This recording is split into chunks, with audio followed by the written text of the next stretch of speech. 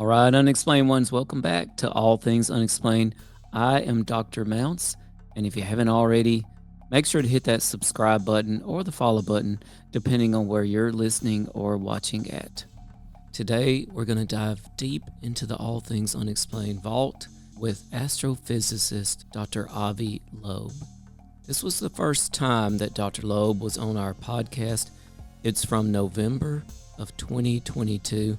And for some reason, it ended up on our Facebook and basically got lost to the universe. Shortly after this podcast with Dr. Loeb, we switched our technology, and I only recently rediscovered this video. CJ and I chatted with Dr. Loeb for 2 hours, so sit back and enjoy our very first episode with Avi Loeb. I am here to discuss the so-called flying saucers.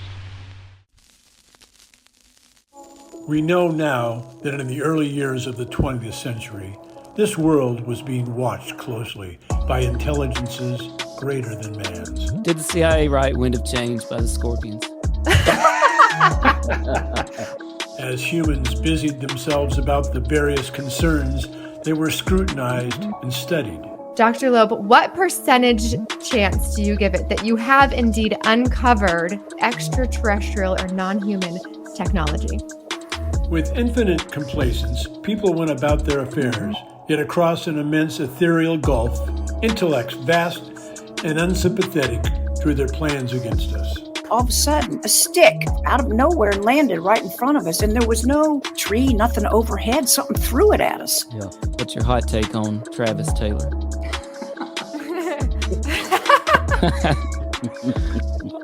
I've got an exclusive for you guys if you want it about the Alaska. We do. Okay. Dr. Taylor was revealed to be the chief scientist of the UAP task force with the Pentagon. All Things Unexplained. So some of that, I think, sir, we'll save for closed session.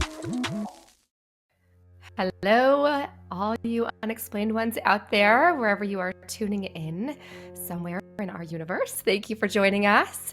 We are so fortunate today. It is if everything we've talked about and researched on this show has culminated to this moment. We have Dr. Avi Loeb with us. He is the Frank B. Baird Junior Professor of Science and Institute Director at Harvard University. He's a best-selling author. He's written over 1,000 articles and essays. He is part of just about anything that has anything to do with astrophysics and searching extraterrestrial life currently, and also is a farm boy at his roots. And we are so thankful to have you here today, Avi. Thank you for joining us. It's a great pleasure to join you. Yes, I have been following you so much recently, and I cannot believe how many places you've been traveling to do speeches, how many people you've traveled to meet with in terms of astronauts and NASA itself, and then here you are here with us today. So thank you for making time for us in your busy schedule, and we'll just dive right into it. I should note that the highlight was a couple of weeks ago. I was in Vegas speaking in front of 800 women. And before I went there, I asked my wife whether she approves. And she said, go ahead, take an extra day.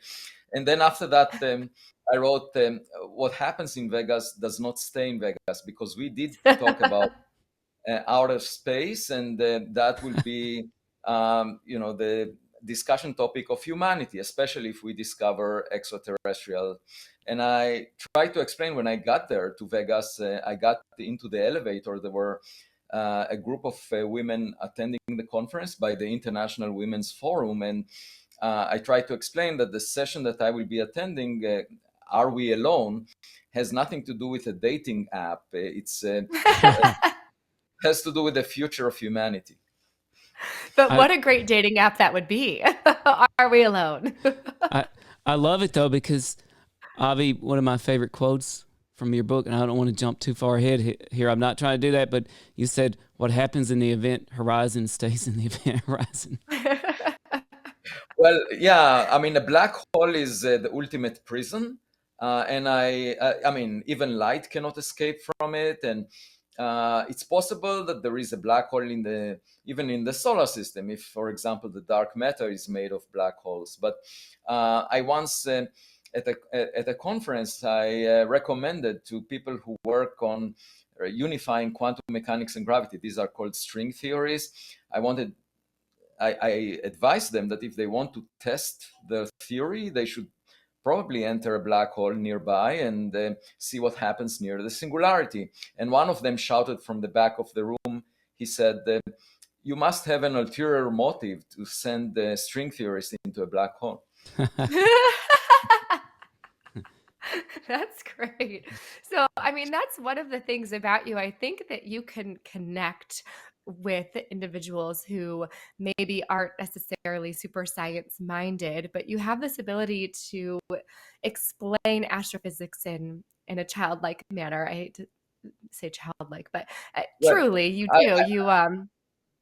Yeah, I should explain that I don't see myself in any way part of the elite, or even though I was chair of the astronomy department at Harvard for 9 years, but I grew up on a farm, as you mentioned, and I was connected to nature much more than to people, and I view all people as equal, and I don't see people in academia in any way different from anyone that I meet on the street, and therefore, I regard my duty to explain things in the way that I understand. And what happens very often is that experts do not understand the subject very deeply, and therefore they cannot explain it clearly. So I often blame the teacher if the course appears boring.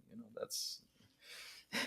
Well, I am certain that your courses would not appear boring. You have made everything really fun, and truly, as somebody that's I am interested in astrophysics and what lies beyond what we can see. But I don't have that background in physics or what have you. So I've really enjoyed reading a lot of what you have done. And my goodness, you're a prolific writer. I mean, you have this website, avi-loeb.medium.com. I cannot believe how many things you produce on there. I mean, almost every day, every other day, you've written another article, and not only have you written another article, but they're beautifully written, and so much philosophy in what you say too. It's very, very impressive.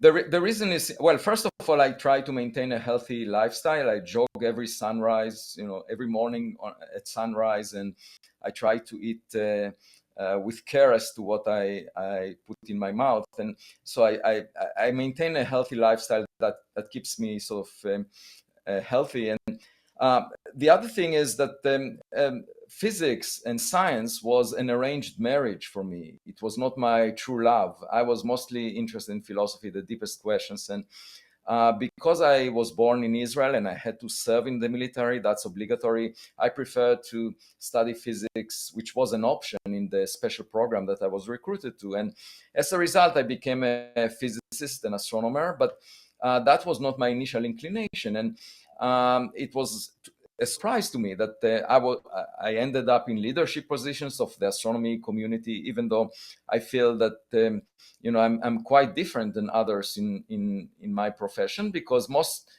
practitioners end up focusing on a niche, and they do not explain very clearly to the general public what they are doing. And I belong to the general public. I was just I arrived into science by circumstances. I eventually realized that this arranged marriage is to my true love, because there are some fundamental questions that we can address using the scientific method, and that's what I'm trying to do. But I'm still focused on philosophy very much in the way that I think about problems. Yes.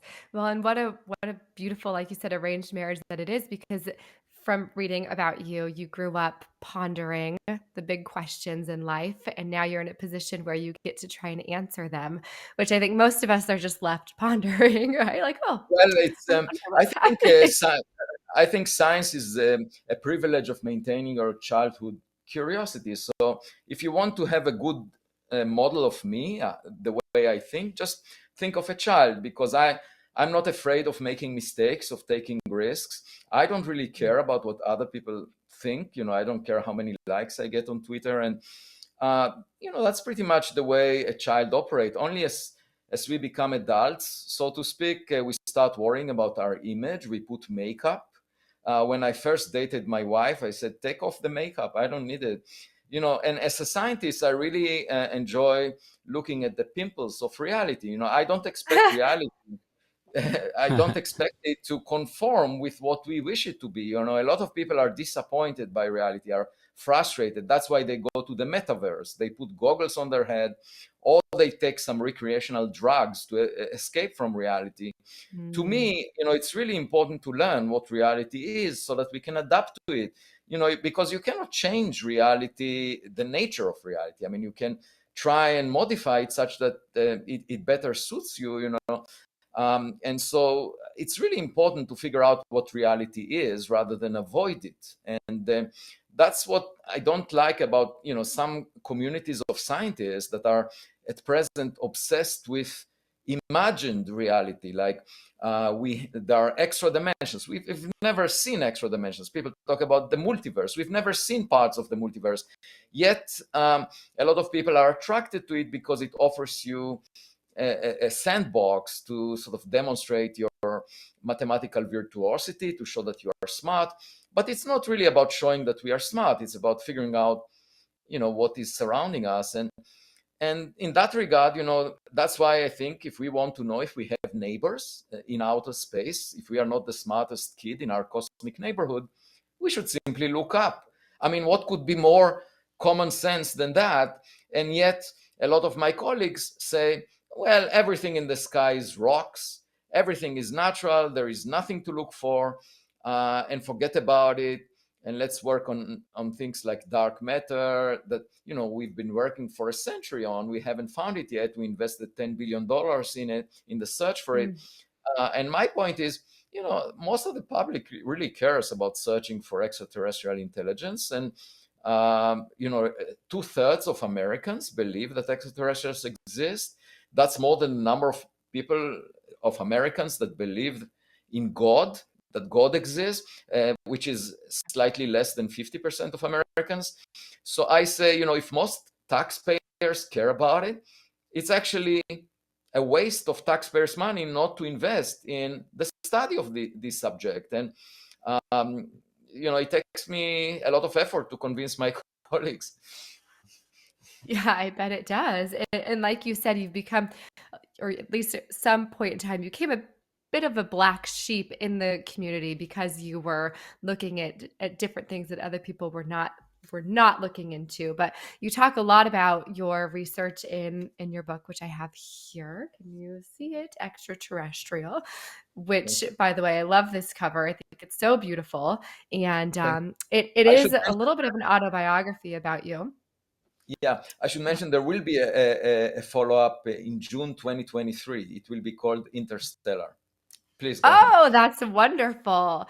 And talk about synchronicity, because the movie Interstellar, which, take it for what it is, that was the first time I think in my life that I became super interested in astrophysics. My mind was blown watching some of the things in that movie. So that's lovely. But this book is fantastic. And not only does it talk a lot about you and your upbringing, but it also talks a lot about the projects that you have worked on, and most importantly, Oumuamua, which is sort of what brought you into the limelight a few years ago. And Tim's going to sort of transition us into that from here. Oh yeah, well, right. one quote, Avi, that you had in your book, and by the way, CJ read the hard copy. I listened to your audiobook, and which was really fascinating because it wasn't you reading it, but it made me think that I was listening to you. So it was a very great experience for me. But you quoted T.S. Eliot and saying he had a famous quote, "This is the way the world ends, not with a bang, but a whimper." And it seems like Oumuamua was hit the media as maybe this is a whimper of extraterrestrial evidence. Well, you have to think about what we did so far, because that's the best we can imagine. We sent 5 probes to interstellar space, okay? And they were Voyager 1, Voyager 2, Pioneer 10, Pioneer 11, and new horizons, they will exit the solar system. It will take them tens of thousands of years to do so. But eventually they will, and that's a very short time compared to the age of the Milky Way galaxy, which is 10 billion years. So the point is, the sun is a relative late bloomer, and most stars formed 10 billion years ago. The sun formed 4.6 billion years ago. So, it's quite likely that if the technological clock started ticking on near other stars earlier, a few billion years before ours, then they sent probes that by now, could have reached us, because with chemical propulsion, you can traverse the Milky Way galaxy in 500 million years. So plenty of time left for those probes to go across the entire Milky Way galaxy. Now, all of the probes that we send will be completely dysfunctional in a billion years. They will not work anymore, and they will be space trash. And if they pass through another planetary system like the solar system, they would look unusual. Many astronomers there will argue that they must be rocks of a type that we've never seen before.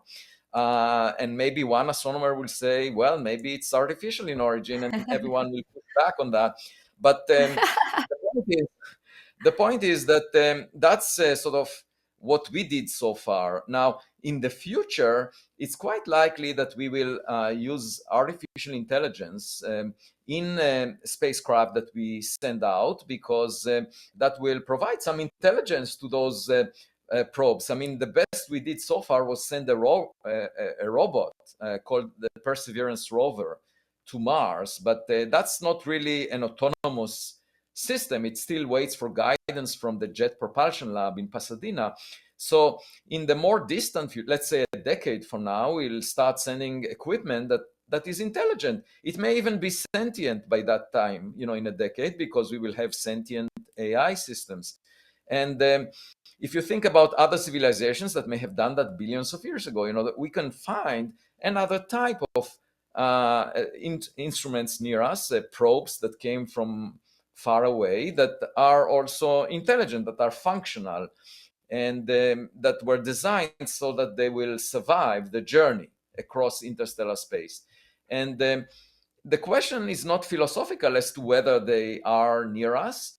It's a simple matter for us to check, and we should not have any prejudice. And so Oumuamua was the first interstellar object reported in 2017 by a telescope in Hawaii, and everyone expected it to be a rock, but it didn't look like a rock that is familiar to us. It didn't look like an asteroid, because it had a very extreme shape, most likely flat, and the amount of sunlight reflected from it changed by a factor of 10 as it was tumbling.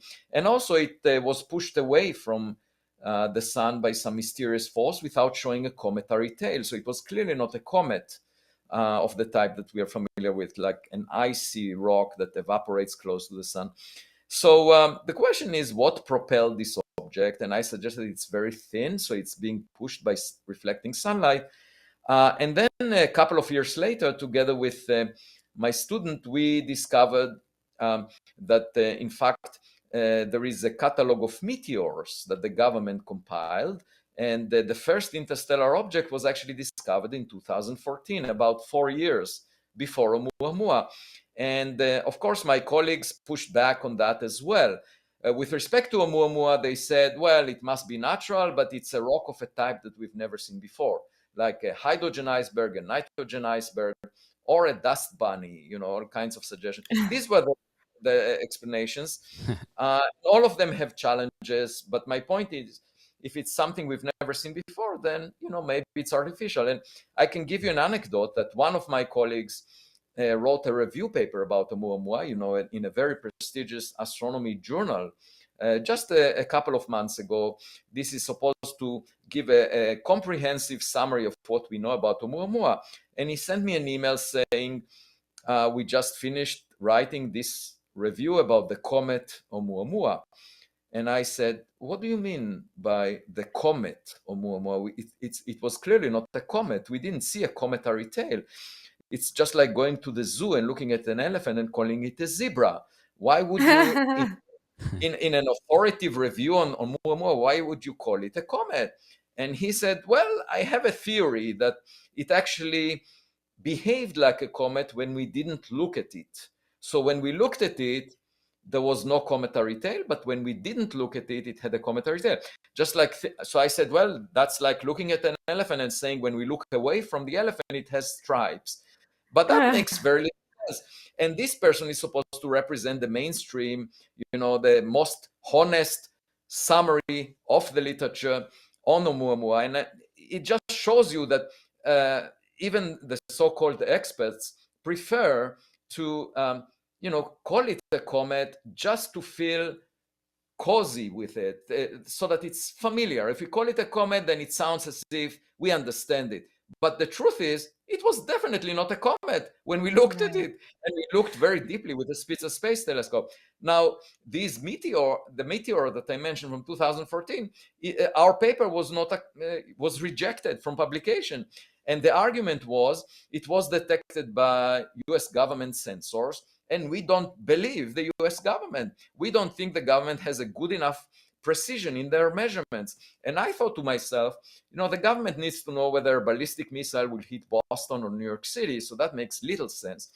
And then I approached some people in government, and 3 years later, actually in March 2022, there was a letter sent by the Department of Defense, who came to our defense, basically to my defense, and the US Space Command, basically stating that this object, this meteor, indeed at a 99.999% confidence came from outside the solar system. So at that point, we decided to plan an expedition to search for the fragments of this meteor from its explosion, so that we can tell its composition, because the government also released the fireball light curve, the light curve from the explosion. And based on the details that they released, we were able to infer that it was tougher than iron. It was actually tougher than all 272 other space rocks that the government discovered as meteors. So clearly it was an outlier. And then we found another meteor from interstellar space in the same catalog. Again, very tougher than iron. So the first 3 interstellar objects appear to be very different from all the space rocks we had seen before. And therefore, either they originate in a system that is very different from the solar system, that they are natural in origin, or, at least some of them are artificial. And the only way to find out is by collecting evidence, not by people screaming on Twitter, they must be natural. That's not the way to find out the truth, because if you were to ask, let's say, 1,000 years ago, if Twitter existed, and you were to ask people, what do you think about the Earth? They would say, well, the Earth is at the center of the world, and everything moves around it.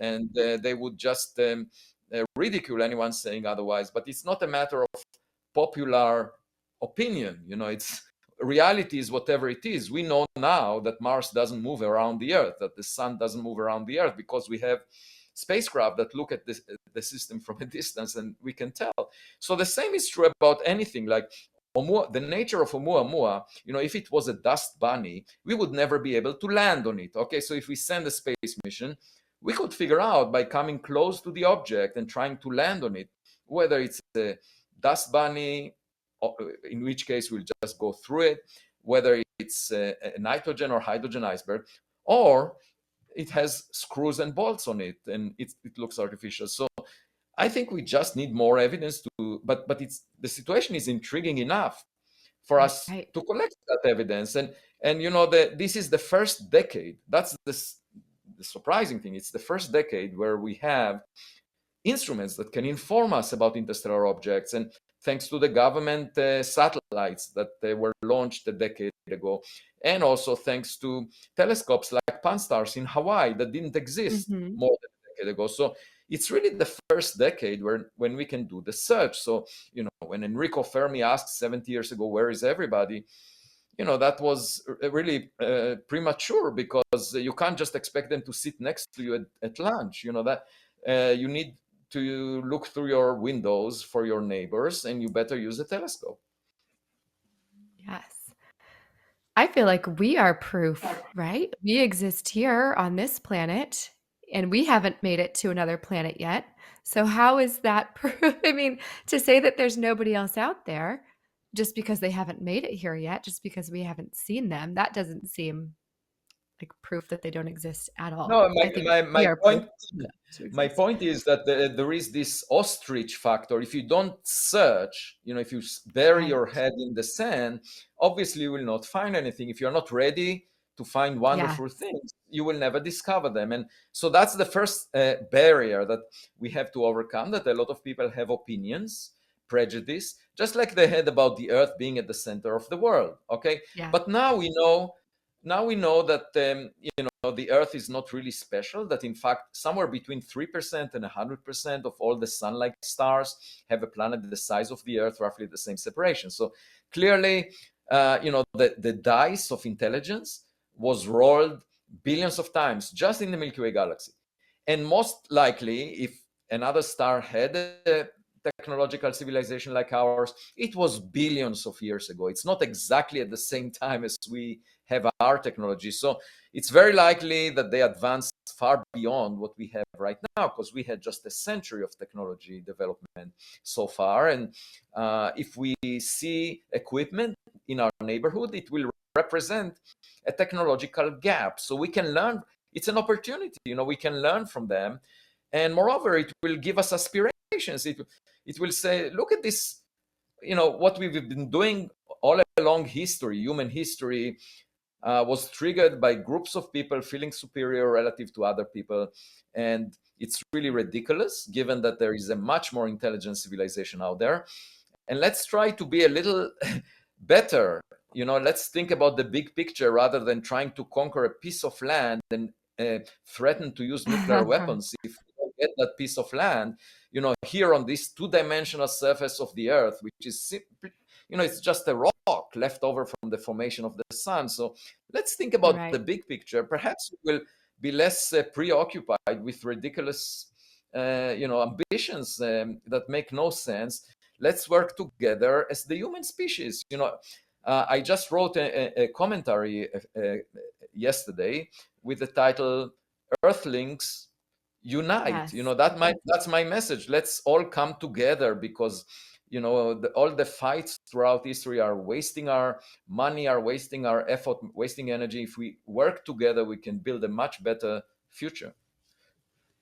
That's a great point. And Avi, I had a thought just this morning. You were just talking about, your search for interstellar objects, perhaps in the ocean. And you mentioned the Fermi paradox, where Fermi said, if there's all these alien civilizations, where are they? Why are we not hearing from them? But you also mentioned in your book, Interstellar, about Hansen's response to that, called the Great Filter. This notion that, perhaps when alien civilizations, including our own civilization, reach the ability to communicate with the stars, they also reach the ability to destroy themselves. And I had this thought that, CJ and I actually live in North Carolina, and there are portions of our beach here on the coastline that have unexploded ordnance off the coastline. Are you, and I've heard other figures talk about, well, if we were to discover UFOs, they would be actually really afraid to tinker with it, because it would be sort of like sending a nuclear bomb back to the caveman. Yeah, they could tinker with it, but they would probably all kill themselves, right? Are you worried about what you might find in the ocean? No, I'm not worried at all. You see, because our technological development was just started about 100 years ago. If you think about it, quantum mechanics was discovered just a century ago.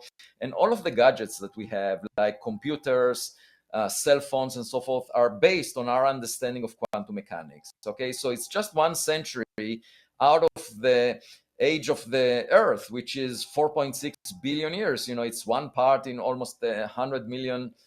And so it's a very short phase relative to the history, the entire lifespan of the Earth. And the chance of them being exactly at our technological phase is really small. It's most likely that they are far more advanced. I mean, of course, there are also primitive civilizations out there that represent our past. The human species started a few million years ago, but to find those, the primitive ones, we have to board a spaceship, get to their planet, and land on it, and start searching through the trees for those primitive ones. And that's a lot of work. So it makes much more sense to wait for those that are much more advanced than us to reach us rather than go there. And it's quite likely that if we find any gadget, that it would represent our future, that it would represent technological advances that we cannot imagine, that would look magical to us. And for the reason that, if you have an ant colony on the sidewalk, and a biker passes by, for the same reason that, it doesn't really matter what the ants are doing. The biker is not really communicating with the ants. Maybe the biker might be curious and look down at them, but it's not as if there is an existential threat to the biker from the ants. So I think because we are likely to find something far more advanced than we are, we shouldn't be worried that anything we do will threaten that device or whatever it is, because it doesn't see us as equals. Okay, and the best we can hope is to learn from it. So I'm not worried about it at all. There are people like Stephen Hawking that were very worried about us trying to reach out and signal our existence. I'm not worried about that. And there is a good reason for that, because I think those civilizations that are militant and aggressive, just look on Earth, those cultures that were very brutal and aggressive and got into wars, they were eventually eliminated, because eventually you fight a war in which you lose. If you try it many times, eventually there will be a war in which you lose. And therefore, you can imagine natural selection in interstellar space, which on Earth is basically survival of the fittest. That's natural selection. So in interstellar space, longevity, surviving for a long time, would be of those civilizations that are not only smart, but are smart enough to avoid conflicts. Because if you get into conflicts, eventually one of these conflicts will kill you. And so my guess is that we would meet a peaceful culture, more likely than a militant one, because the militant ones do not survive very long. And that's my advice to Putin: stop, because otherwise you would not exist for very long. So so I think overall, I'm not afraid at all. I did get an email one day from someone who heard about the expedition to Papua New Guinea and said, if you find any device, please do not press any button. And I said, don't worry about it. If I find a device, I already promised the curator of the Museum of Modern Art in New York City to bring it there for display, because it would represent modernity for us, even though it's ancient history for the senders. So have you begun to search the ocean floor yet? Not yet. A couple of months ago, I got funded for the expedition at $1.5 million. I should say, by the way, that there is a lot of enthusiasm for this subject in the general public. A lot of hostility within academia for some strange reason, and we can talk about it more. But in the general public, when I announced the expedition, it took only a couple of months before a person came forward and said, you have the money. And I didn't do much fundraising. And so we have the money. We have a very good team. We have the best people in ocean expeditions in the world that are involved. And we will go there in about 5 months. We just have to develop the machinery, and we identify the boat already. And I'm happy to sleep on the boat and for 2 weeks during that time. The hope is that we'll be able to scoop those fragments, and we will not come back empty-handed. I should say that there were people saying, "Why go there?" My point is, we know that the material was tougher than iron. So whatever we find, even if it's natural, would be of great interest because we will uncover a new source of interstellar objects that probably is not the same as the solar system because the material strength is so unusual. But it could also be a stainless steel, an alloy that was artificial, in which case we will know that this object may have been a spacecraft rather than a rock. And so that's what we are hoping to find, but we will see. I mean, it's a fishing expedition, so whatever we find, we will report. It sounds fun. I want to go. I mean, Yeah, it so sounds you great. definitely have the attention of some people who have both curiosity and finances, because you have now been privately funded for several things by people that just have interests. Is that correct? Yeah, that's correct. And basically, all my funding over the past decade came from the private sector. And because funding agencies that are based on committees, these are the federal funding agencies, these committees are often populated by mainstream scientists who say we should not take risks because we don't want to waste taxpayers' money. Now, what happens as a result is, scientists explore, for example, a mainstream subject like the nature of dark matter. We don't know what most of the matter in the universe is, and we haven't found it yet. But my point is that has little relevance for the daily lives of most taxpayers. If we find the dark matter is the lightest supersymmetric particle or small black holes, it wouldn't really affect our daily life much. But the question about extraterrestrial life and whether we are alone or not is of great interest to the taxpayers. And for some reason, this principle of abiding by the interest of the taxpayers and not wasting their money should have led to those committees allocating big sums of money to addressing this question. And that's what I find to be out of balance, and I'm trying to correct, but it's not easy. Now, there was actually a study of astronomers in the UK, and it found that 90% of them said that they were interested in science fiction, and about 2/3 of them said that it inspired them to get into astronomy. That's the existence of extraterrestrial life. Science fiction inspired them to enter astronomy. Now, you ask yourself, okay, given that statistics, it means that they should be sympathetic to the search for extraterrestrial intelligence. No, they're hostile to it. Why is that?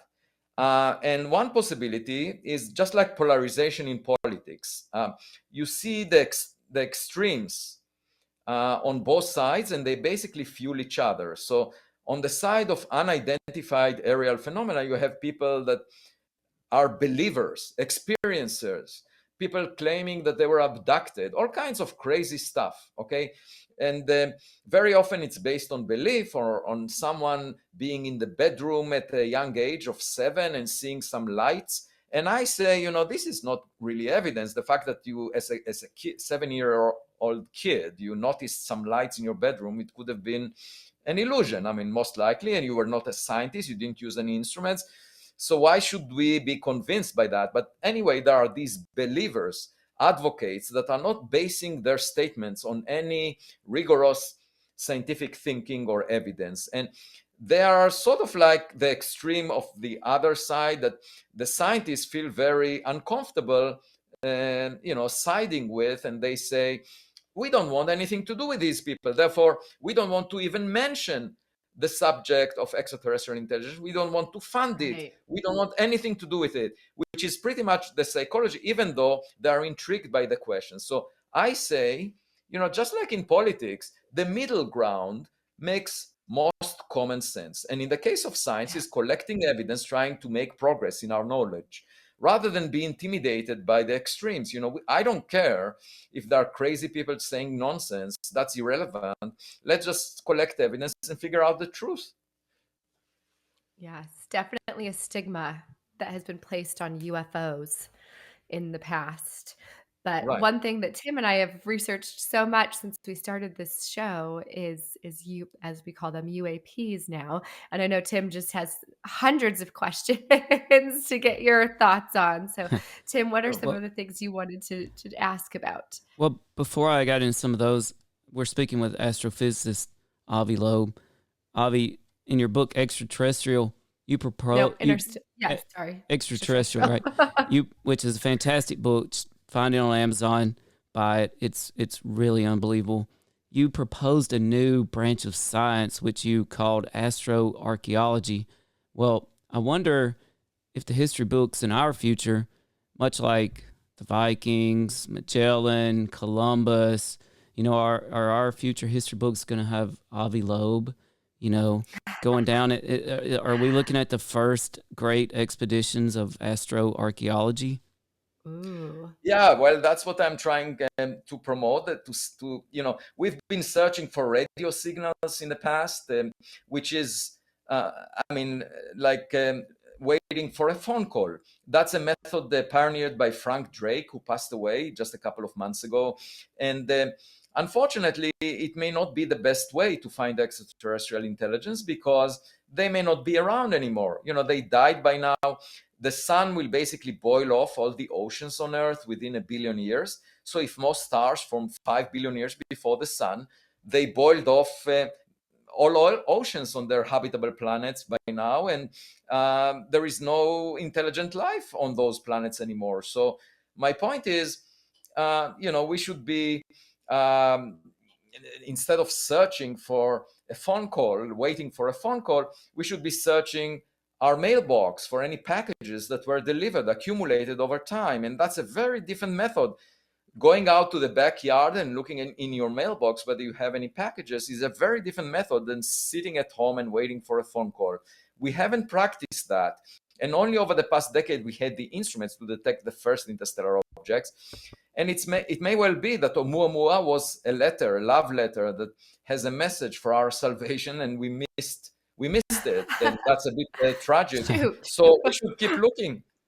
So I call it archaeology because it may represent relics from civilizations that are not around anymore. But the thing about chemical rockets, for example, is that the terminal speed is 10 times smaller than the escape speed from the Milky Way galaxy. So anything propelled by chemical rockets would not be able to escape the gravity of the Milky Way. Radio signals move at the speed of light. So if they were sent 1 billion years ago, they're now 1 billion light years away, sort of at the edge of the universe, and we will never see them.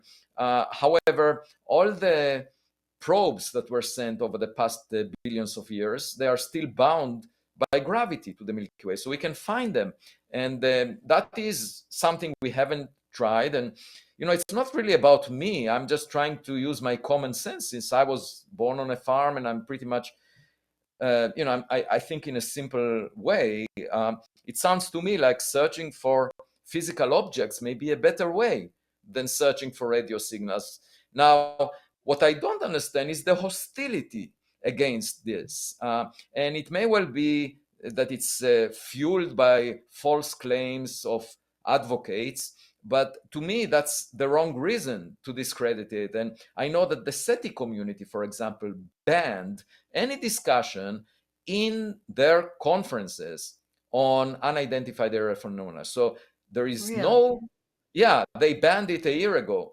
And I find that strange because the SETI community is supposed to be the closest in advocating for the search. And yet they want to show the rest of the community of astronomers, look, we are banning this fringe part of SETI in order to appease you so that you will give us a little bit of funding. And I say, we should not apologize for anything. Searching for objects has the same merit as searching for dark matter, because we already know about some interstellar objects that appeared very weird. The US government is talking about objects they do not identify. The head of the new office in government that was established by Congress a year ago, and this office has been operating and delivered a report to Congress just recently. We haven't seen it yet. He visited my home a month ago, and Really? Yeah, and we had a conversation. Of course, I'm not interested in any classified information, and probably the most juicy information is classified, because the unclassified information is not really convincing. These are fuzzy images. We saw some of them, and but the point of the matter is, we shouldn't ask the government to declassify it. We shouldn't wait for them to declassify. We should just look at the sky ourselves, and that was the rationale for the Galileo project that I established a year ago, and we're making progress. Yes. Actually this week. The suite of instruments that we assembled this week is starting to collect data, and we will start analyzing it with artificial intelligence algorithms. And once everything works, hopefully through December, we'll start planning for a copy of this system to be placed in a desired location and start getting data in places where reports came either from the government or from citizens. And I see that as the only path forward. Like, it's what common sense asks. If the government cannot identify things, let's help them. It's our civil duty. And I really don't care what people say on Twitter about it. Well, that's good.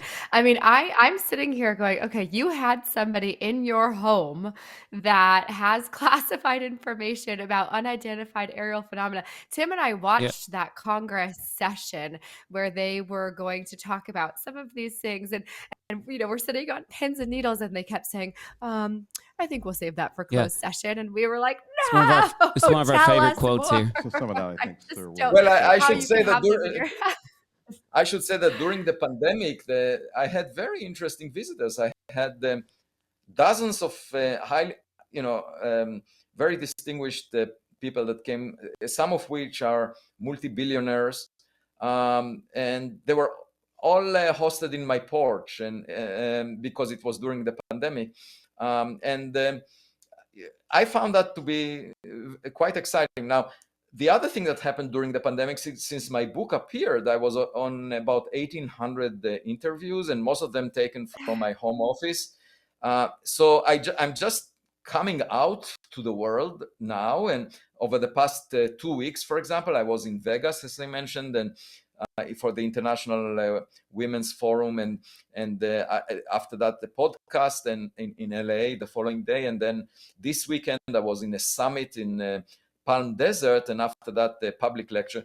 And so in all of these events, young people approach me and say, can we have a selfie with you? And I find that surprising, because they basically know.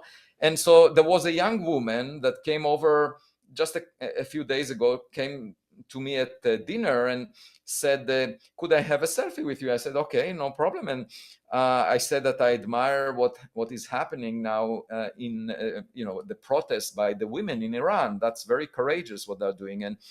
And so she put it on Instagram, this selfie, and then the following morning she told me, you know that you have hundreds of women scientists in Iran that are following your work and are admiring what you're doing. And I said, no, I had no idea. So I basically recorded a video for her in which I made a public statement about my support for the women of Iran. And altogether, I find it surprising that people know about me, because it seems like people are following it. I was at home most of the pandemic. Yes. Well, it's charming that you don't know how popular you are, because you are very popular. Just one quick search on the internet, and it's like never-ending information about yourself. So that's impressive. But one thing that Tim and I discussed is you seem very connected to, or at the very least sought out by, people who have these positions of power that are looking into UAPs. You recently were in DC with the pilot, I believe, and astronaut Scott Kelly, and clearly they all believe that you know something, or at least have the intelligence to get them closer to what they want to know. Can you tell us a little bit more about your meeting in DC that you had recently?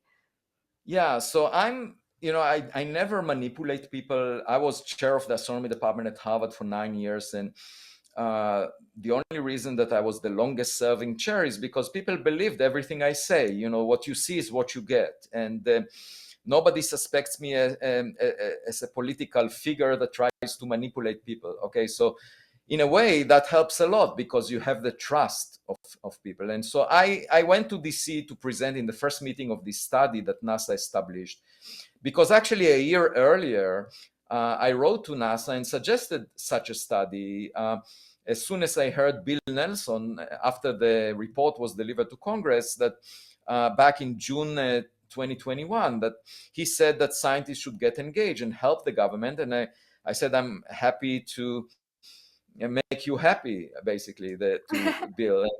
And then I attended the forum in the Washington National Cathedral where Bill Nelson was, and Avril Haines, she was sitting next to me, the director of national intelligence, and Jeff Bezos. And at some point, Jeff Bezos was talking about going to, bringing people to space with Blue Origin, and saying that he was inspired to establish this space company as a result of watching Star Trek as a kid. And I whispered to Avril, and I said, I was never impressed by Star Trek because the storyline violates the laws of physics, so I cannot really enjoy that. And she said, we have to work on you, Avi. And so that was... so basically what I told the NASA study is, what we are planning to do with the Galileo project, which is to collect data and make it open and report about it in scientific publications. And I described the instruments that we'll be using. And this study is supposed to report back in June 2023 to NASA headquarters and basically advise NASA whether how much money and to invest in this line of research and what to do with it. And the point is the Galileo project is already doing that. Okay, so it's not as if we depend on them. It's a good thing that NASA shows interest. I salute that. But it will take them at least 2 years before the money is delivered to research groups. And so we are already doing it based on private funding. And so I'm happy that it's happening, but it doesn't in any way postpone the research until the decision is made by the study, because we're already doing it. Yeah, that's one of the perplexing things that we've found about the NASA study is their disclosure that we're spending $100,000 on this, and that just seemed like a very minuscule drop in the bucket. Like, what are they possibly hoping to accomplish with just $100,000, or are we missing something there?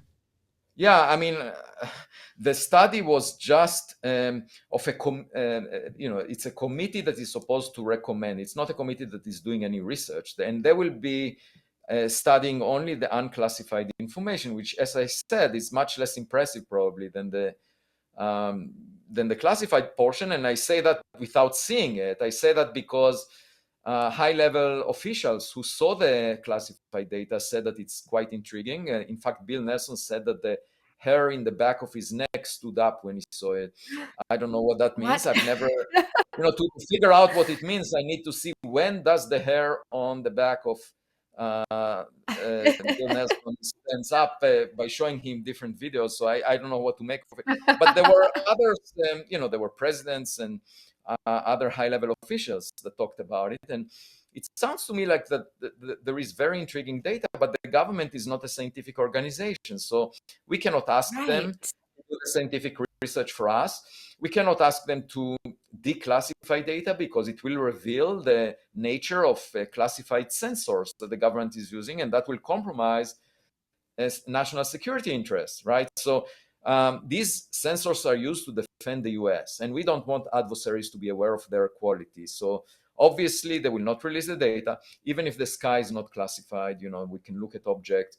So we need to do the work ourselves rather than, sitting back, relaxing and saying, let's wait until the government will give us all the information. I don't want them to give us the classified data because it will compromise national security interests. I just want to get the data with unclassified sensors, which make a lot of sense. And because the sky is not classified, the sky is something astronomers are studying all the time.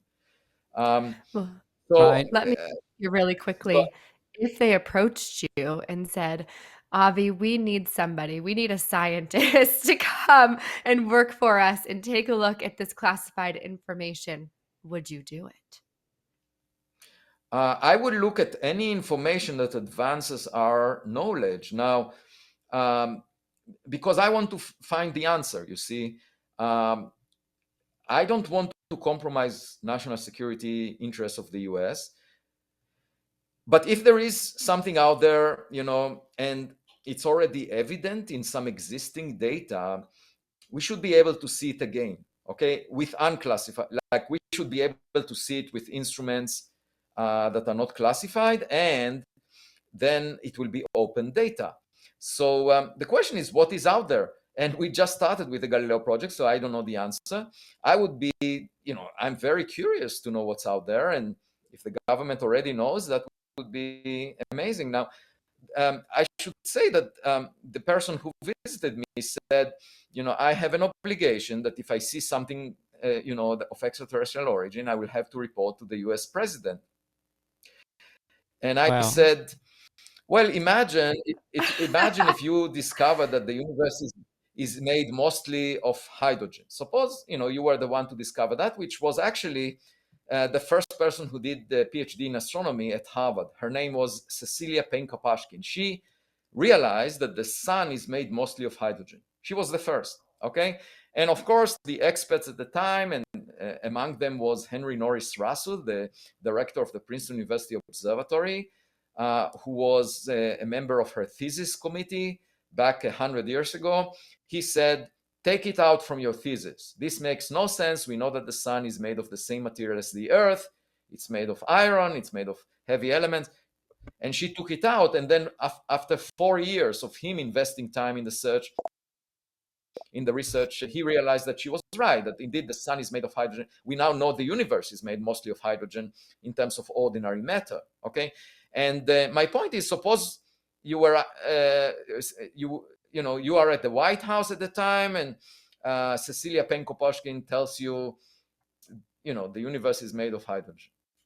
Would you go to the president and tell the president, look, at the time, we have some confidential information that the universe is made of hydrogen, and you are the first to know that? That would mean nothing, because it's not a matter that relates to the interests of the United States. It's scientific knowledge which is of interest to the entirety of humanity, to all human beings, okay? That's what science is about.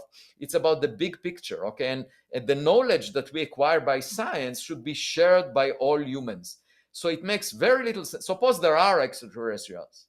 Does it make any sense for the president to be the first one to know about it and the only one?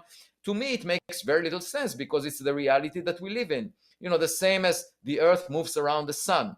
Okay, the president will be the first to know that the earth moves around the sun. So what?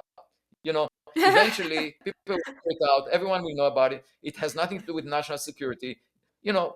I would better let everyone know about it so that we can then adapt to that reality. Okay. Now there is a question of how, people might react in ways that are not, it will destabilize society in some.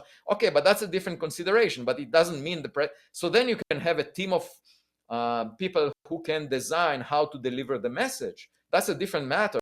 But it should not be kept secret so that only the president knows about it, because it has to do with scientific knowledge. Okay, scientific knowledge should not be restricted. That's my fundamental point. Unless you're using, the government feels the same way. I don't know, but I'm talking as a scientist, not as a government employee right now.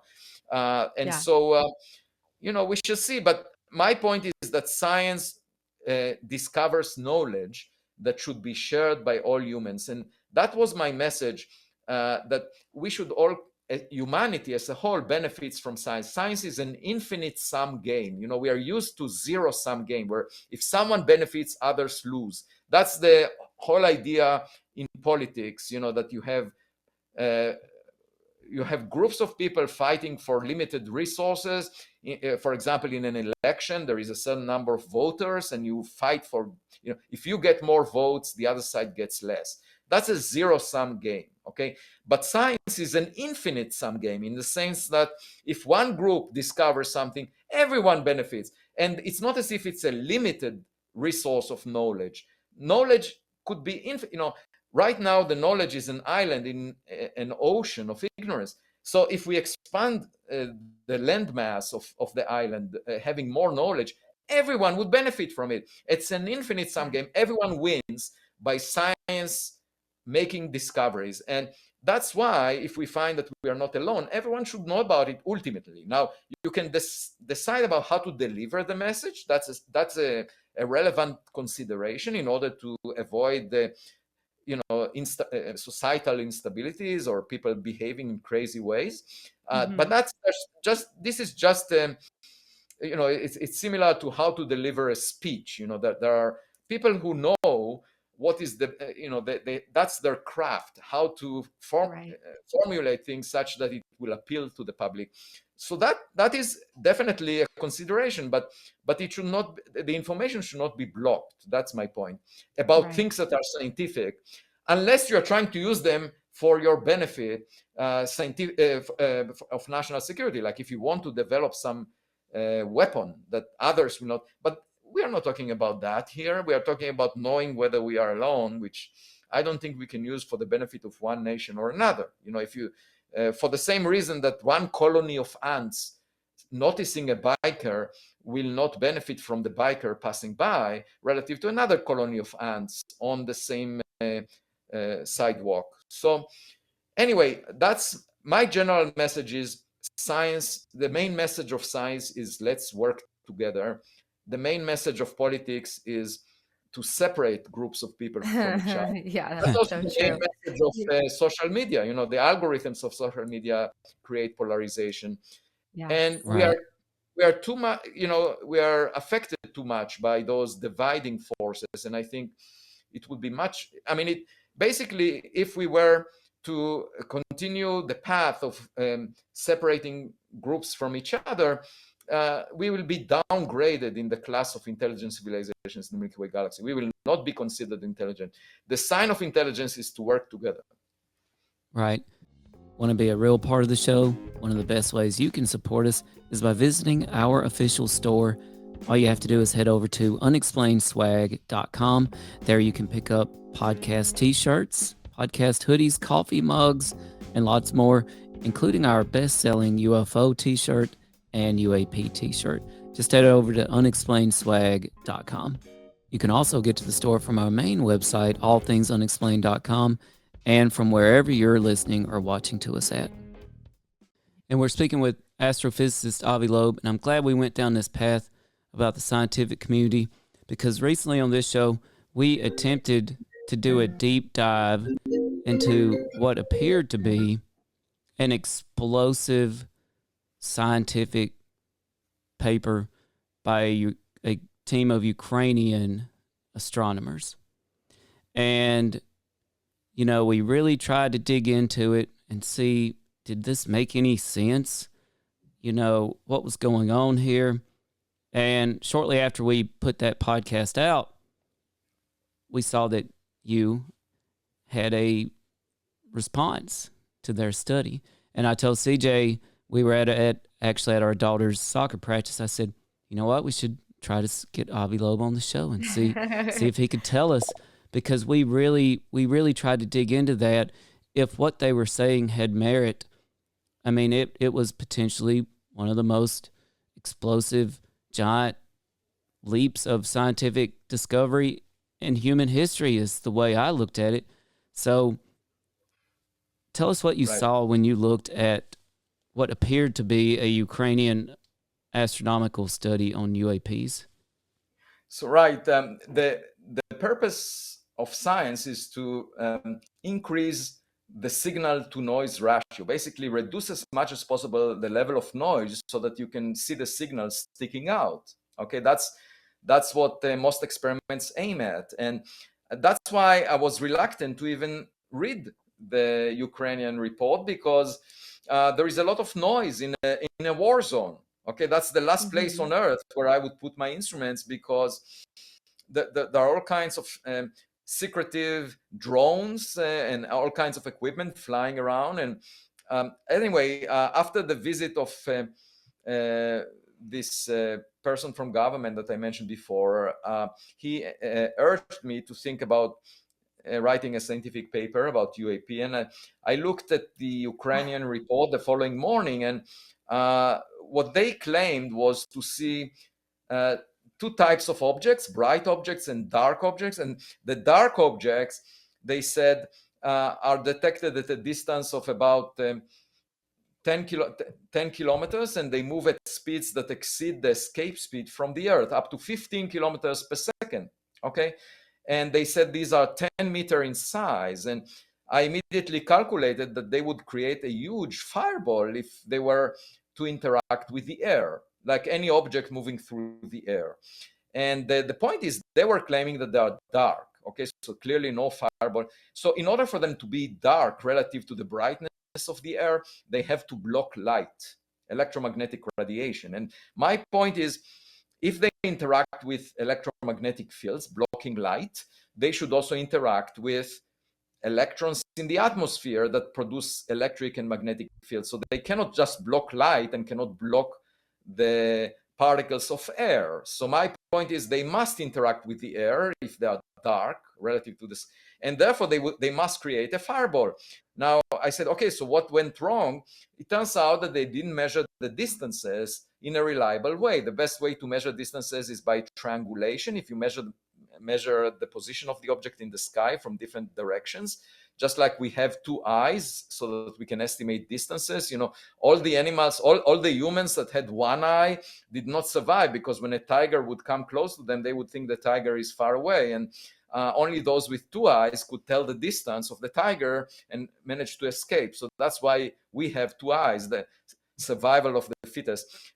So anyway, so the way to tell distance is to watch an object from different directions. They did not do that. They had one sight observations of the dark objects, and they estimated distance indirectly. And I argued, okay, maybe they got it wrong. The distance is 10 times closer. So instead of 10 kilometers, it's 1 kilometer. And then you end up with a speed of 1.5 kilometers per second with a size of an object of 1 meter. And that turns out to be the parameters of artillery shells. So I said, they would not produce a fireball. These are artillery shells, or they could even be closer and be bullets, or even closer and be something smaller. So my point was that their distance estimate is incorrect. And I just wrote a quick paper about it. And until they demonstrate they measure distances correctly, we should not pay attention. And it turns out the Academy of Sciences of Ukraine released around the same time a statement saying that they don't believe the distance calculations of this paper. Okay, so it was never internally reviewed. And so the thing that really surprised me was, as soon as my paper came out, those believers on UAP immediately started to attack me, because they said, well, this looks just like the Nimitz incident 20 years earlier. And I say, that's irrelevant. These people are, the only way to answer my criticism is by telling me why the distances are correct. Okay, that's the only way.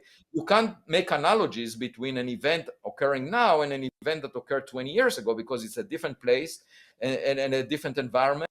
This is a war zone. The Nimitz was not a war zone.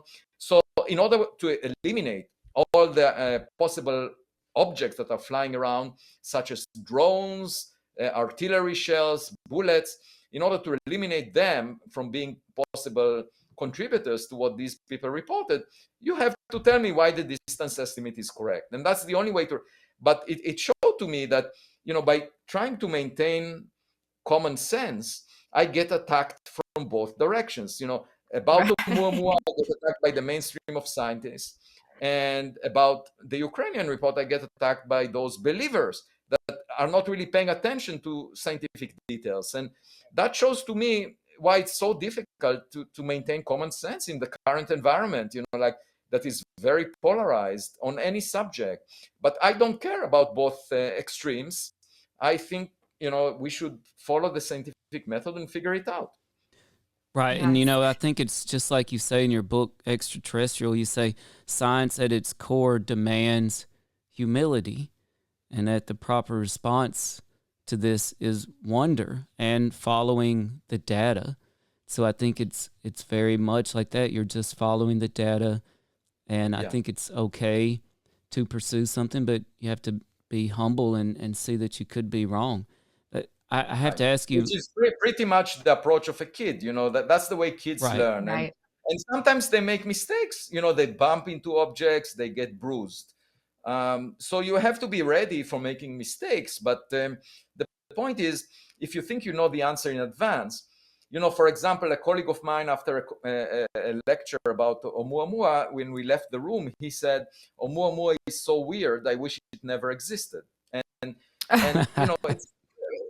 it shows that experts would much rather, see everything conform with their past knowledge. And when there is something unusual showing up, they refuse to consider possibilities. And that's really unfortunate, because science should be fun. It should be discovering new things. And that, in my childhood, I remember very vividly being at the dinner table and the adults in the room arguing about things, and then I would ask about a difficult question, and they dismissed the question because they didn't know the answer to it. And I hated that feeling, and that's pretty much what guides me. I hate the feeling of people pretending that they know more than they actually know. Okay, and it would be much. Well, then you came to the right spot. Yeah, I mean, we don't pretend to know anything. I wrote an essay a week ago saying that the biggest privilege of being a scientist is that when you are asked a question, you are allowed to say, I don't know. That's your privilege. If you don't know, you don't need to pretend anything. You can just say, I don't know. And that is not a privilege that is available to politicians. Politicians have to pretend that they know the answer, even if they don't know. And that's the only way for them to keep their followers believing what they say. And so being a politician is really, I would say, a not so pleasant task, because you have to pretend. It's all about how you look. Whereas being a scientist, you can just be straightforward. That's great. It's like wearing a t-shirt instead of being in a suit all day. And I'm glad you brought that up again. We're speaking with astrophysicist Avi Loeb. I love how you do thought experiments with your classes. I always loved how I would read about Albert Einstein's thought experiments to figure things out. And listening to you today and reading your book and reading about all the barriers that we have to scientific progress, be it through the popularity, of our topic, determining whether it gets funding or not, students chasing things that there's no evidence for, such as the multiverse. There's only evidence for that, in Marvel and DC, pretty much. Social media, determining what we're going to research based on how many likes it gets on Facebook and Twitter. There's all these barriers to scientific progress and to us reaching out to the stars and finding alien civilizations. So it made me have my own thought experiment, because you talked about, if we have the ability to send out satellites and probes, etc., then there's a great chance that other alien civilizations have reached that point as well. Well, we have all these barriers to scientific accomplishment. I wondered if alien civilizations face the same barriers that we do. Are extraterrestrials having to worry about funding and politicians and social media, or have they progressed somehow beyond that? Can they just, reach out into any scientific endeavor they want to with no worries whatsoever? Well, that's an excellent question. And what I would rely on is statistics. If there are billions of examples of things like the life that we find here on Earth, then probably there are many possible outcomes, many possible realizations of what a technological civilization looks like, and it could be quite different than what we have here. And that's why, we should hope to see the smartest kid in that class. I mean, there are many students, and, to my students at Harvard, when on the first day of class, I usually say that half of you are below the median, because that's in statistics, the median is defined such that half of the class is below it for every class. But the students at Harvard, they all think that they're the smartest, so they find it very depressing to hear that. But my point is there must be a large distribution of possible histories that was realized, because the dice was rolled billions of times. And so, and maybe on a given planet, it was rolled multiple times. We don't have evidence that there was an intelligent civilization before us on Earth, but on other planets, it may have come and gone, and so the point is that everything was realized, but we should seek the most intelligent student. And it's very likely that the most intelligent is the one that survived the longest, and that sent the most number of probes that were self-replicating. So by now they populate everywhere. You can have self-replicating probes by having 3D printers that once it lands on a planet, it reproduces copies of itself. And in that way, you can exponentiate the population.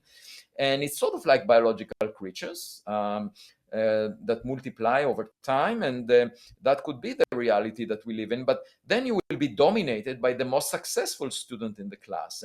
And I think that's the most interesting one to learn from, rather than those classes, all those students below the median. And we might be somewhere in the middle. So that's why we can learn a lot by studying it. And that's why a sense of humility is in place. We shouldn't assume, because, the cosmic play started 13.8 billion years ago. And we just arrived at the end in the last few million years. And we are not at the center of the stage. So clearly the play is not about us. And the only way to find out what it's about is to find other actors who have been around for longer. And these are all general principles that teach us humility, that basically say, let's learn from nature. Nature is our teacher, by looking up, by investing in the search for interstellar objects that may look unusual, search of unidentified objects near Earth. Let's just figure out what they are. If all of them turn out to be natural objects like birds, insects, or human-made objects like drones, airplanes, satellites, so be it.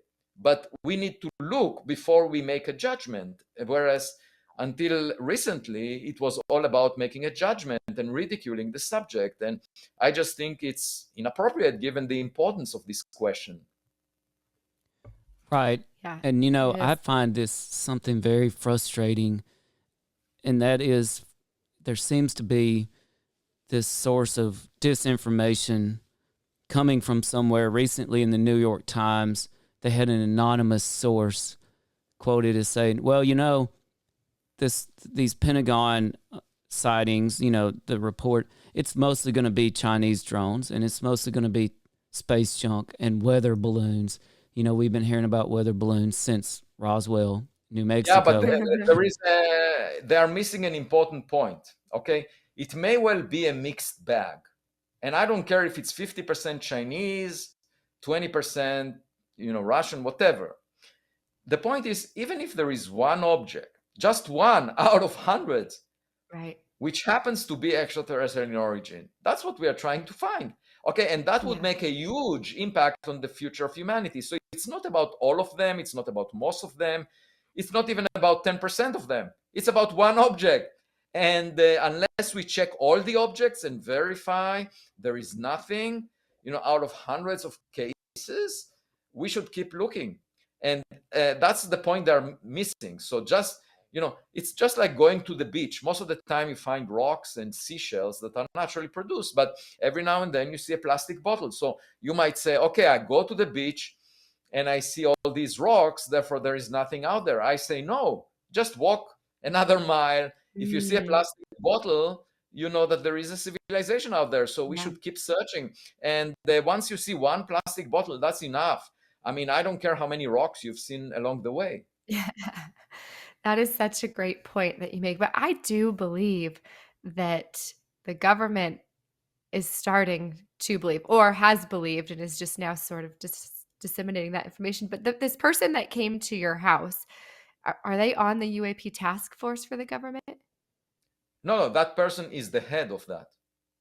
Is the head of the UAP task force. So some of that, I think, sir, will. And they have asked you to do a report on UAPs. I mean, no, we were just we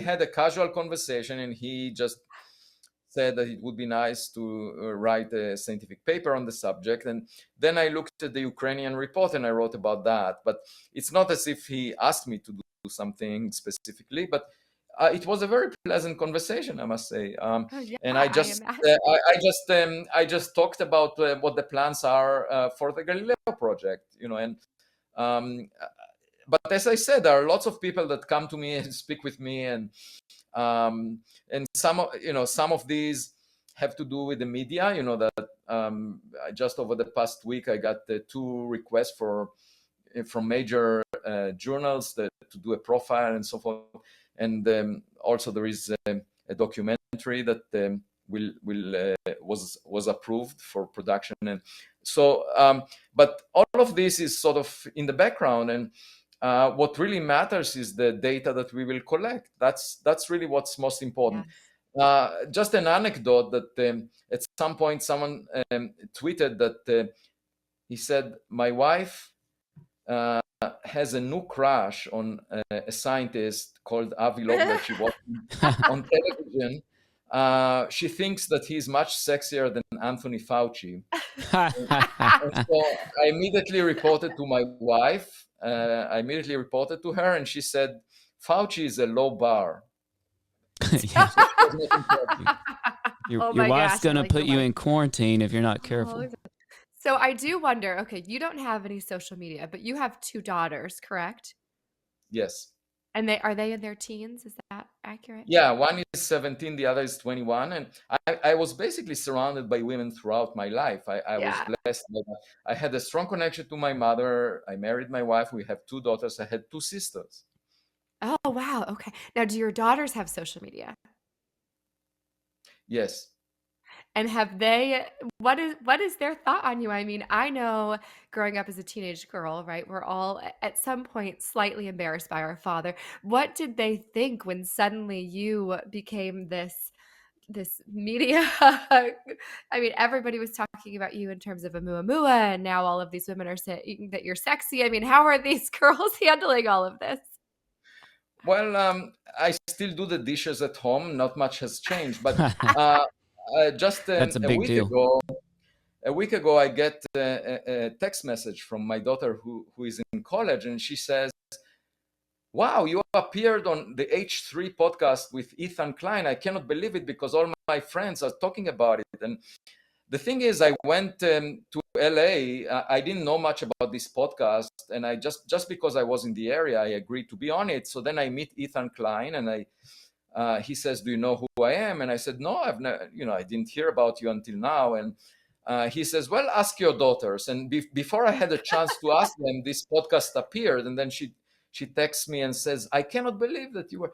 So, but to me, this is just a way of communicating to the public, changing the conversation in the direction that I think is correct, and getting funding for the initiative that I find important. And so, I tell my my colleagues at the Galileo Project, I say, keep your eyes on the ball. That's what the basketball coaches say to the players. That it's very easy to be distracted by looking at the audience.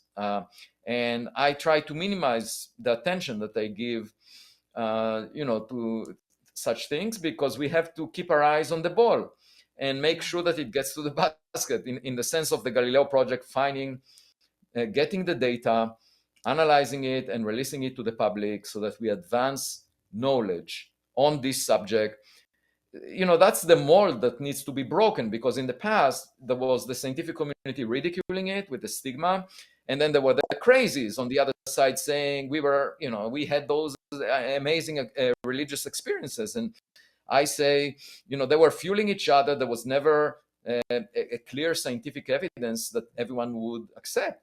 And so let's just break that mold, this dynamic that makes no sense. And the government saying we have classified data that looks really intriguing. I want to see the data. I want to figure it out. Why should we believe all these stories It's not, this is about reality, so we should be able to see it. And that's what we aim to do. So that's really the ball that we need to get into the basket. And I plan to focus on that. I don't care about anything else. And that's something I wanted to talk to you about. We're speaking with astrophysicist Avi Loeb. I think what is responsible for a great deal of the current public fascination, and I compare it to, I used to love the show Law and Order. Like every time there's a crime, let's say a murder, the police would have various witnesses, and sometimes they would be very undependable witnesses, like someone homeless, on drugs. They have a lot of the things they say you just can't count on, right? But sometimes the witness would be a doctor or a lawyer, right? And so that there would be a completely different approach to how the police looked at that information. Well, we know that UFO encounters have had a stigma attached to them over the decades, right? For a long time, for various reasons, wacky things like you mentioned, like alien abductions, which may not be wacky, by the way, but they have a stigma, right? But I think part of what's responsible for the current public fascination, I know it is for me, is that we went from these undependable witnesses or just, the general public to a whole other level here with military videos that the Pentagon has said, yes, these are real videos. Yeah, they were leaked, which, by the way, the fact they were leaked increases the public, concern over them, like this is a cover-up, to military encounters, and the Pentagon themselves are talking about transmedium abilities going from water to air to space. We have our own trained military servicemen and women talking about seeing things that defy the laws of physics. What are we, the general public, without access to classified information, who have been trained to be skeptical, to believe in conspiracy theories, what are we to make of these really dependable people telling us these things? Right. So one thing to keep in mind is, physicists, people in the physics community work really hard to find new physics. And for decades, we haven't found really new physics. I mean, there was the Higgs boson that was discovered by the Large Hadron Collider. The God particle. But that was old news from the 60s. Everyone expected it. So the point is, new physics is really hard to come by. So if you just have crappy data and you don't understand how it's possible, that doesn't mean that there is new physics. It just means that you have crappy data. Okay, that's something to keep in mind, because it's very easy to say, oh, my data is crappy enough to allow new physics. Well, that's not the way it works. In order to claim new physics, you need very good data so that people will believe the fact that you have new physics. It's the other way around. So if you report about dark objects over Ukraine and you don't measure distances well, you can't argue that there is new physics that avoids fireballs, because you have to demonstrate that your distances are correct. By the way, in Ukraine, they had one case of a bright object that they measured from two sites so they could detect the distance. And it was 1,000 kilometers elevated, okay? And I just said, okay, well, let me Google. I don't know much about spy satellites. I've never worked on that. So I put in Google spy satellite. And what do I find? 1,000 kilometers. So I say, these people say this is an unidentified object for which we measure the distance. That's the distance, and they don't even check whether a satellite can explain it. So here is an example where they actually measure the distance. We have a simple explanation for it, and you wouldn't be surprised if there is a satellite looking over Ukraine, right? That would not be a surprising event. So reporting about it in a paper without even checking the possibility or ruling out the possibility of a satellite before claiming that it's an unidentified object, to me is sloppy. That makes little sense. And when you claim new physics, you have to have robust data that nobody can dispute, taken by instruments that you fully understand. You can't just say, this crappy data allows for new physics and therefore new physics may exist. And people talk about wormholes. They talk about, I don't know, all kind of gravitational distortions of space and time in some ways. first of all, distorting space and time, that requires a huge amount of mass. If you just need to study physics to understand that, okay? So when we observe gravitational waves, it's a result of massive objects, at least the mass of a few times the mass of the sun, and if such a massive object were to pass near Earth, it would move the entire Earth. It's not the gravitation, it's not the distortion of space and time that we would notice through telescopes. It's actually, it will pull the Earth and create a huge tide in the ocean. So you cannot on the one hand say, oh, it distorts space and time, and not worry about what it would do to the oceans. That makes no sense. Or you cannot claim an object is dark, it blocks light, but it doesn't block electrons. Like both of them are electromagnetically interacting with the object. So you have to explain those things. You can't claim it's a wormhole without even knowing what a wormhole is, because I know what a wormhole is, and there is no stable solution for a wormhole as a solution of Einstein's equations of gravity that allows the wormhole to exist for more than the time it takes light to cross it. Okay, and so how can you claim that something is a wormhole when we know that wormholes do not even exist?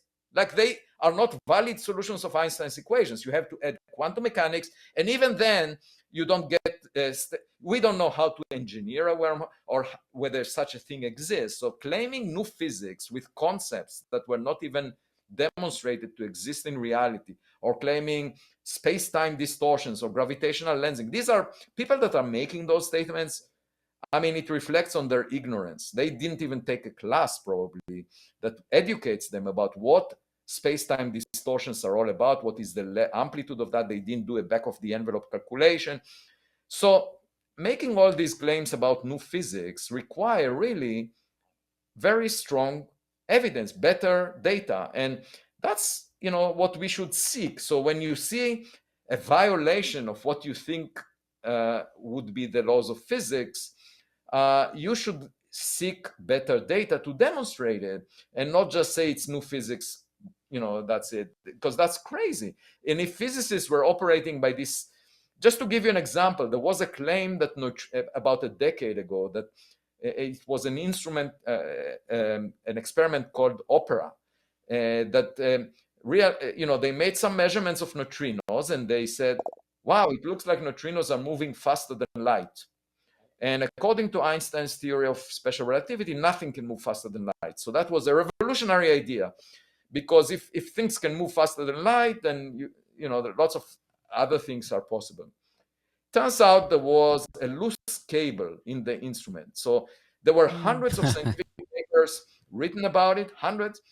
Yet after some months, they realized the cable was not screwed, and the calculation, therefore, of the time that elapsed since the neutrinos were sent to the time they were discovered was incorrectly calculated, and neutrinos are moving, under the speed of light or close to it, but not faster than light.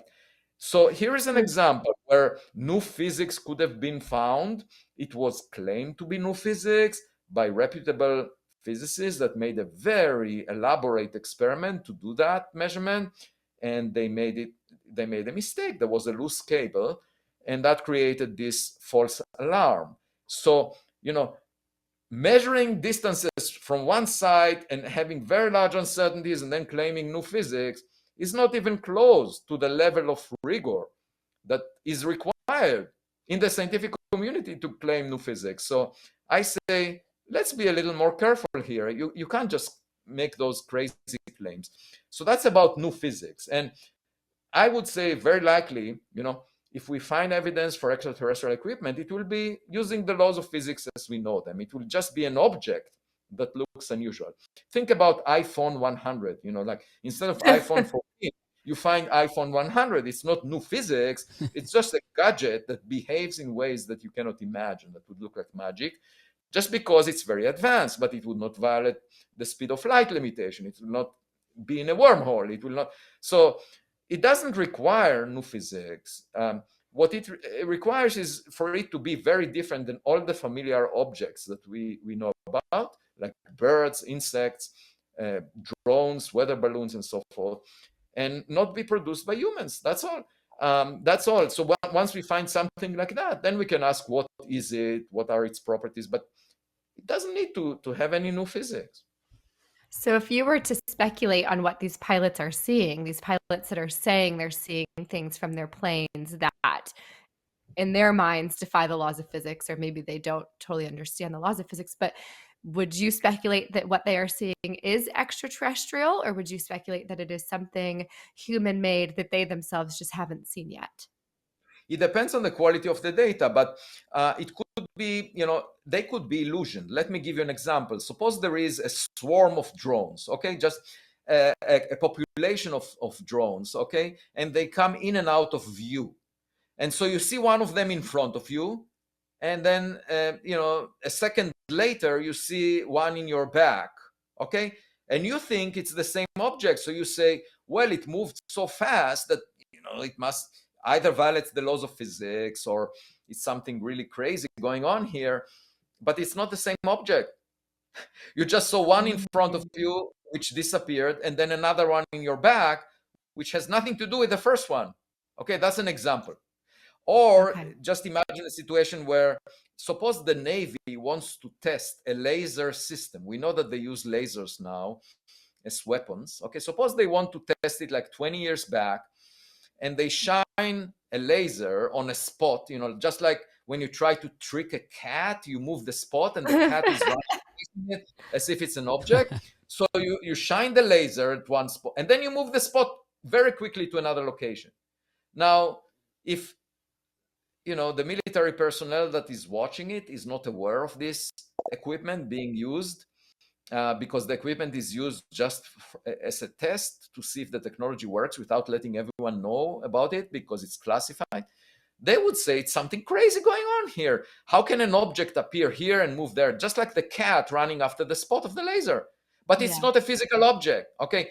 So there could be a lot of these things where, one part of the military industrial complex is testing advanced equipment that the other part does not know about.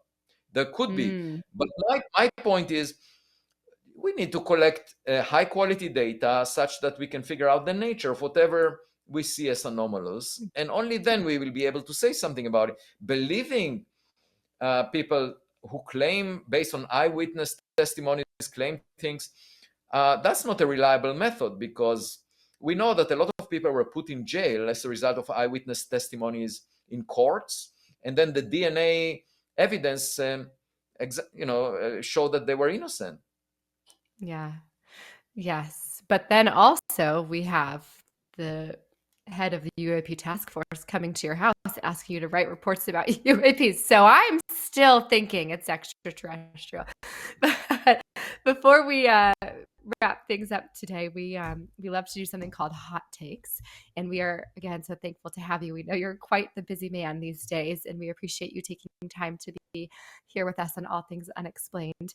And I'm not sure if you've done hot takes before, but Tim has a few just concepts, ideas, people maybe that he will rattle off, and we would love to get your very brief take on each of them if you're up for it. Yeah, I'll be delighted. By now, I'm made of titanium, so I can survive any difficult question. Well, okay. All right, Tim, rattle off. This first one's easy. We're speaking with astrophysicist Avi Loeb. We're so thankful to have him here, like CJ said. This first one's easy. Not really a hot take, but recently phosphine was detected in the atmosphere of Venus. I read some of your take on that. Do you have any updates on that? Yeah, so there are two questions about it. One, is there phosphine there? And there were additional attempts to detect it with other instruments, and they didn't see it. Second is, suppose it's there, the origin or source, or could it be produced by chemistry? So right now, there are some astronomers planning a mission to Venus to plunge into the clouds and scoop some material and figure out if there is phosphine. The verdict is still out. The astronomy community is split about it. I mean, the people that discovered it, since they still believe in it, But a lot of others are skeptics that it exists based on other data, based on the analysis. The claim is it's not statistically significant. Some people reanalyze the same data. So at the moment, it's up in the air, so to speak. And for our listeners, correct me if I'm wrong, Avi, the presence, as far as we know, phosphine can only be there based on what we know through the presence of life. Well, that's if you assume just the conditions are similar to Earth. Some people claim that if you have a volcanic activity that is 10 times or 100 times bigger than on Earth, you can produce it also through that. We don't know of volcanic activity, volcanoes erupting at a very high rate that will produce it over there. So I would say it's most likely that if it's there, that it's biological in origin. Now, one thing to understand about Venus is the ground is very hot. So you cannot have life on the ground. It has to be in the clouds. And the idea of the group that reported it is that perhaps there are droplets of water. And in these droplets, you have life, microbes. Right. Yes. I believe you were involved very early on with the James Webb Space Telescope. What's your greatest takeaway from the recent James Webb Space Telescope photographs that have just enamored the public? Well, I think they're amazing. Webb telescope is operating better than we expected. The mission so far was perfect. So we have more fuel than anticipated because there was fuel put in order to correct any mistakes. So there was a celebration on July 11th at the White House by President Biden and Vice President Harris of the first deep image of the universe. And it shows us stars and galaxies formed hundreds of millions of years after the Big Bang. And that's amazing. That's a frontier that I worked on early on in my career, the first stars, the scientific version of the story of Genesis. And I wrote 2 books about it. That's why I was in the first advisory committee that designed the Webb telescope. So I feel that it's a baby that was born this year, but it was conceived over 17 years, quite a long time. And I'm very happy at the way it behaves right now. It definitely will help us make discoveries. In that case, I feel the labor pains of those scientists that waited 17 years. My goodness. Avi, what's your take on Roswell, New Mexico? Yeah, so I was in Vegas in the company of 800 women, and one of the questions asked by the director of the Johnson Space Center, she asked me, she said that the place is very close to where we are, and what do you think about it? And the response was that, I haven't seen any evidence that convinces me, scientific evidence of what's happening there. It may well be the case that what people claim did happen there. I haven't seen the evidence, therefore I cannot say anything. If I'm presented with solid evidence, I will be convinced. But there are all these stories, and it's just like eyewitness testimonies that you don't know whether to believe because it's not documented by instruments that you have direct access to. And maybe there was something there. So I'm agnostic. I'm completely it's not as if I deny it. It's not as if I believe it. I say I don't have strong enough evidence that I saw to indicate one way or the other. Right. When CJ asked you earlier if the Pentagon asked you to join a task force, would you do it? It reminded me of someone I wanted to get your hot take on because you sort of remind me historically of this figure, Dr. J. Allen Hynek and Project Blue Book. Perhaps they would ask you to be a part of Project Blue Book Part 2. Well, one has to keep in mind history does not repeat itself in this way because now we have much better instruments than were available back then. Okay, and the data is of higher quality, especially with government-owned sensors. There weren't satellites of the quality that we have now in terms of their optics and so forth, and electronics and so forth. So presumably, if there is high quality data, it would be easier to analyze scientifically, and to arrive at conclusions. So, don't think about it as history repeating itself, because we currently have instrumentation that was never available before. And the way I see it is as an opportunity to figure out the reality that we live in. It's just like the invention of the telescope. Before it was available, we couldn't see things that are faint or far away. And so you can't say that whoever looked through a telescope is like the first person that looked at the sky with bare eyes, because you could see things that are not visible to the bare eye, And so my point is, I don't know what kind of data the government has, but now we are much better positioned than Hynek was, and it's not. I don't blame him. It was not up to him. It was basically the kind of instruments used at the time and kind of data that was collected, and so. And by the way, it's not about one person or another. It's about figuring out what's out there. And the fact that Galileo was the first to look through a telescope and conclude that maybe the Earth, moves around the sun based on what he saw through the telescope, does not make him responsible for the fact that the Earth moves around the sun. That was true long before him, and it will continue to be true for a long period of time. And so it's not really about the person who is looking through the telescope. It's more about what the image shows. And that's all I want to know. Once I will know that, I don't care how many people believe it, don't believe it, whether it's liked or not, because I will know that it's reality. The Earth continued to move around the sun, even though Galileo was put in house arrest. That didn't change anything. And what people do to each other is completely. We're dealing with the reality that we all share, and the reality is whatever it is. And whether we, tweet bad things about each other or convince each other whether we should look at data or not look at data, whether we use good data, whether we ignore the data, all of this is completely irrelevant. It's out there, and we just need to figure it out. And the main thing in this context is figuring out whether we are looking at human-made things, natural things, or something else. That's great. And we're speaking with astrophysicist Avi Loeb. Avi, I just have one more hot take for you. And it's actually a double hot take on two figures that I personally am fascinated by. The public is fascinated by them.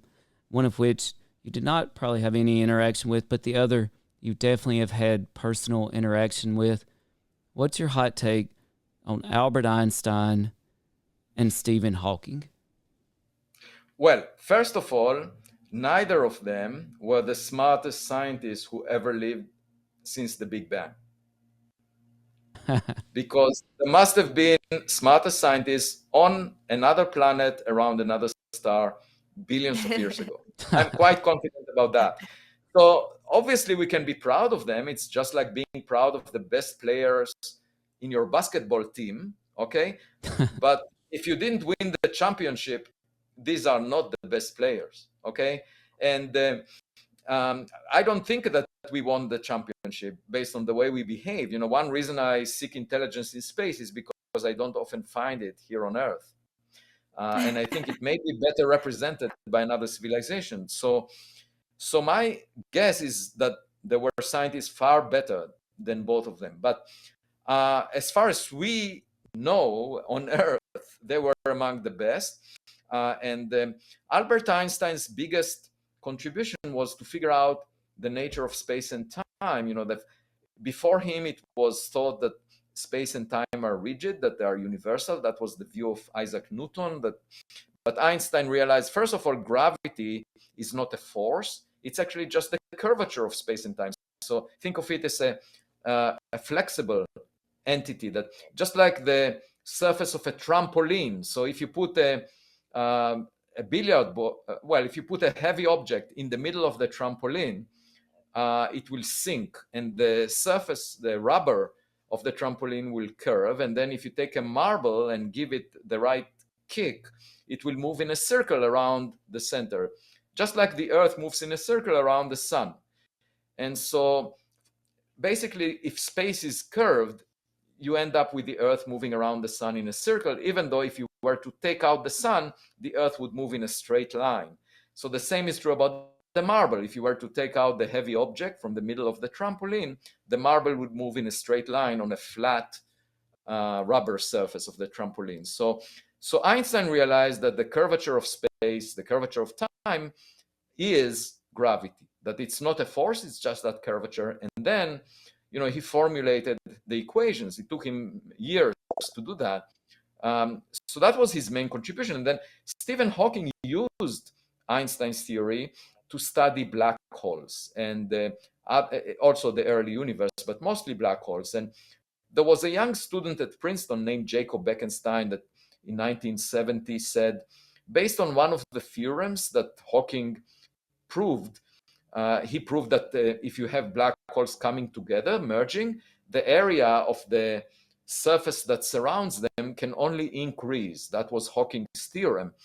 And Bekenstein said, that reminds me of entropy, because in thermodynamics, entropy always increases. And so he said, maybe black holes have entropy that is proportional to their surface area. And Hawking said, that's ridiculous. I will show that it's wrong. So he worked on the mathematics and then realized, oh no, actually, Bekenstein is right. In fact, there is a temperature. If you apply quantum mechanics to the surface of a black hole, then you realize it has a temperature, it radiates. And that's called Hawking radiation. And he showed that black holes radiate energy and eventually they evaporate in an explosive way. Eventually, it takes a long time for the black holes that we know exist. So that was his main contribution to physics, the realization that black holes actually radiate and eventually evaporate. Hawking evaporation is his biggest contribution. So these are the reasons why these two scientists are very much admired, because they basically had deep insights that nobody else realized before. And I have a great appreciation for them, but I still think that there is a scientist that existed a billion years ago that may have realized what the dark matter is made of, what the dark energy is made of, what was there before the Big Bang, questions to which even Einstein and Hawking did not have answers to. Well, we certainly appreciate having you on our show. Between the three of us, you're by far the best scientist. So that's no question there. But we so enjoyed reading your book, which is called Extraterrestrial. And we hope that we could have you back on when Interstellar comes out. You said that's coming out in 2023. Is that correct? Yeah, in June 2023. And hopefully by that time, I will know if we call, what we found in the bottom of the ocean near Papua New Guinea. Yes. So I'll be glad to report back. And we trust you to let us know and not keep that a secret, by the way. Yes. And for people that want to follow along on that journey and along with the Galileo project and want to keep up with all of your articles, where's the best place for somebody to go and look for you? Yeah, so if they just put on Google my name, Avi Loeb, and then Medium, they will get to the commentaries that I post on Medium. And every few days I have a new commentary, and I will keep everyone updated using that outlet. So if you want to hear more about what I'm doing, just go to Medium and you will see it there. Excellent. Well, we appreciate you coming on today and for being so accessible to us and to everyone. You really have made it easy to be interested in astrophysics. So again, thank you for your time today and for coming on our show. And Tim, did you have anything else before we sign off? No, thank you so much. I just wanted to say for the young people who are listening that the most important thing is never surrender to pressure from outside. Maintain your childhood curiosity.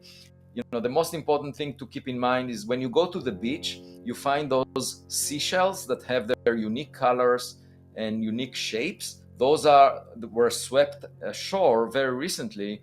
What happens over time is they rub against each other by the ocean waves moving them around, and they lose their colors and they break up into indistinguishable grains of sand. And what we should do is, in our life, avoid that fate. Try to minimize the amount of friction or the rubbing against other people on social media in order to maintain your true colors and curiosity. So don't surrender to the outside pressure. Maintain your true colors throughout your life. That's my advice. That's beautifully stated. That's great. Thank you, Avi Loeb. Thank you, CJ. Thank you to all our listeners for tuning in. Everybody have a great Thanksgiving, a great Christmas, and keep looking up. I can't wait to see what's next. Thanks, everybody. Bye, Thank CJ. you. That was fun. Thank you, CJ, for the excellent questions. Thanks, Avi. Bye-bye. Bye, everybody. Bye. I am here to discuss the so-called flying saucers. We know now that in the early years of the 20th century, this world was being watched closely by intelligences greater than man's. Did the CIA write Wind of Change by the Scorpions?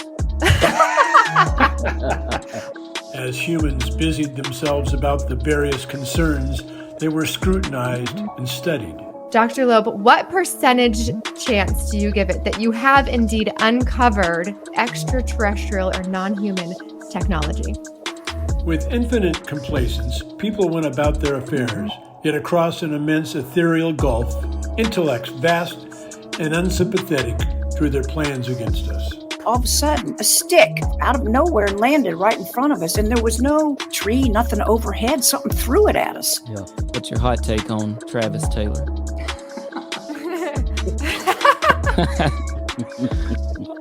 I've got an exclusive for you guys if you want it about the Alaska. We do. Okay. Dr. Taylor was revealed to be the chief scientist of the UAP task force with the Pentagon. All Things Unexplained. So some of that, I think, sir, we'll save for closed session.